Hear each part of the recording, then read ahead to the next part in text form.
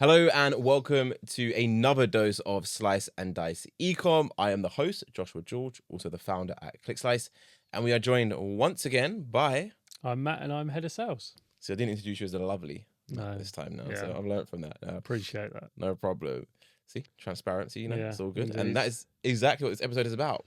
Transparency between you and the agency you are hiring. So it's a very interesting topic because there's so many different levels and different ways agencies operate in terms of how transparent they are, what they share and what they don't share. So what I want to start off with is the basics, right? When you are working with an SEO agency and your brands are hiring us and to do SEO for them, increase their revenue, increase their rankings, what should brands expect in terms of what we're actually showing them from our side? Transparency. I think is the case. So we obviously have a 24/7 dashboard which a brand can log into, see how we're doing. It's a third-party tool as well, so there's no way that we can manipulate it in any way, shape, or form. Monthly reporting as a bare minimum. Make sure you get a monthly report from all your from your agency. And then also how quickly you also have calls with your agency. Do you have a quarterly call to understand is the strategy still the same strategy you should be going down? Do you have another dashboard where you can think of, right, actually how are you progressing in work? Are you looking at the backlinks that they're creating? Do you look at the content they're creating? Are you looking how they position your brand online?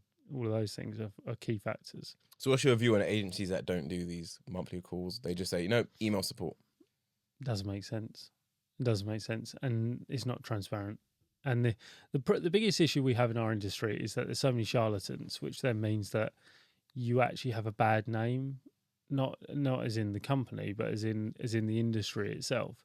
So you're constantly up against that, and why people only want to pay when they get a sale now. They don't want to do retainers. Yeah. There's so many things. It's like, well, we can't work in that way because obviously we have to survive at the same time.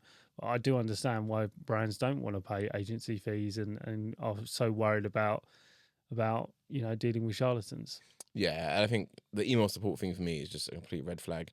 If an agency says to you, we can only provide support via email, you should run in the opposite direction. And as a bare minimum, you should be getting a monthly report. And I think it's easy to say get a monthly report because everyone offers monthly reports. But like you said, it's the substance of that report. What is in there? How detailed? Is it generic? Is it automated every month? And there's actually no human element added to it? Because if it's just showing you rankings and stuff like that, that's great. But what about the organic revenue? I want a little summary on what you think is going well and what's going wrong, what we can do differently next month. I want a roadmap, right? Yep. And if you're paying, a good level of SEO, which I would probably classify as £2,000 a month and above, which is pretty decent for smaller brands, you deserve to know what the agency do in the next 30 days without having to guess.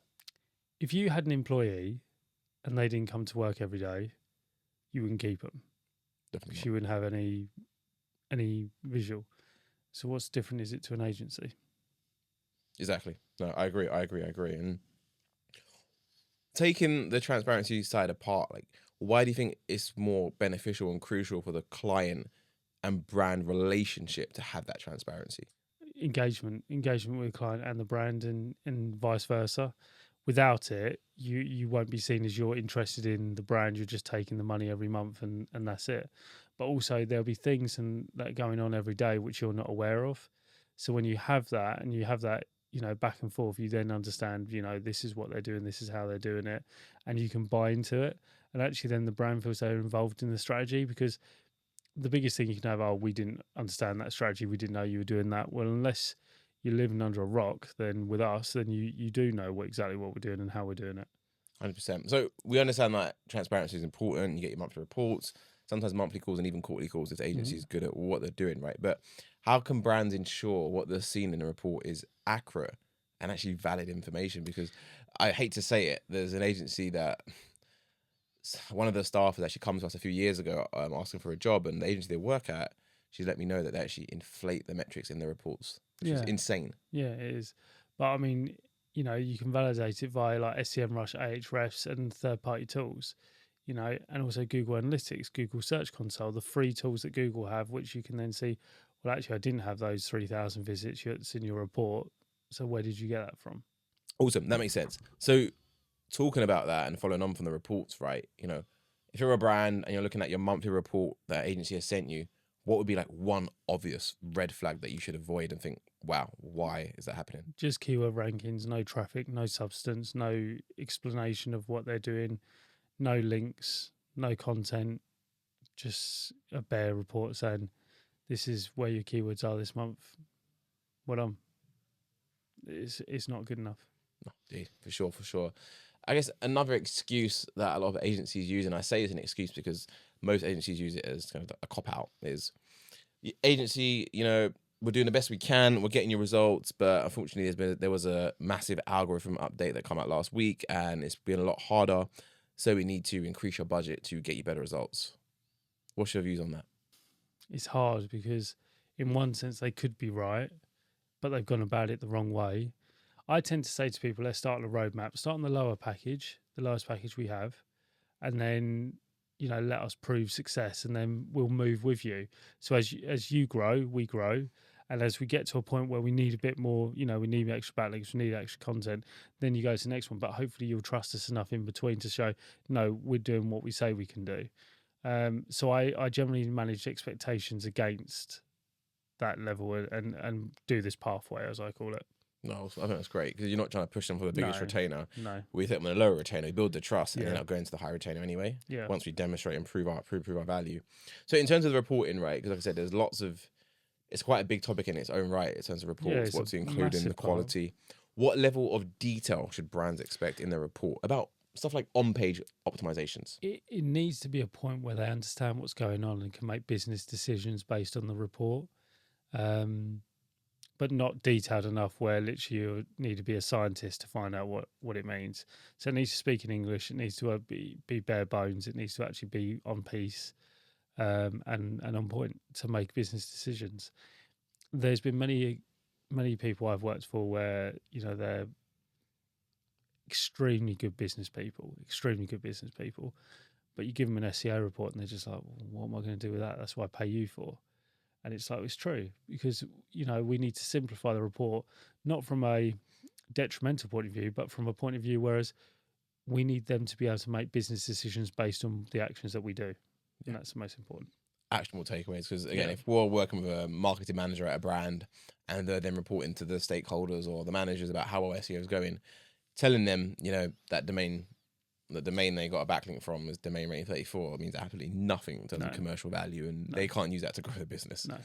Again, so do you think brands should expect agencies to give information on the type of backlinks they're building in terms of how much traffic they get? Yeah, I think DR so. they are? I think so. I think more information you can give a customer, the better it is, and actually they buy into it. Actually, you show that you're experts in it. Yeah, you're demonstrating why they've hired you in the first place. Okay, so going back to the main thing of why brands hire agencies, right? They want to increase the bottom line and make more organic revenue. How can agencies communicate how much money a campaign is making?